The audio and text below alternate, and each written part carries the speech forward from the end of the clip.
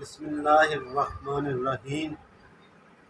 حضور نبی کریم صلی اللہ علیہ وآلہ وسلم نے ارشاد فرمایا، قرآن پاک میں 5 چیزیں ہیں: حلال، حرام، محکم، متشبہ اور امثال۔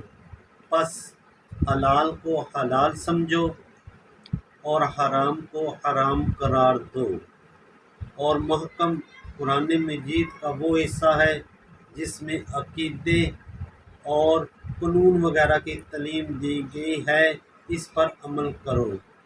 اور متشبہ قرآن کا وہ حصہ ہے جس میں آخرت، جنت، دوزخ، عرش، کرسی، فرشتے وغیرہ کی تعلیم دی گئی ہے، اس پر ایمان رکھو اور اس کی قرید میں مت پڑو۔ اور امثال، قوموں کی تباہی کے عبرتناک قصوں سے عبرت حاصل کرو۔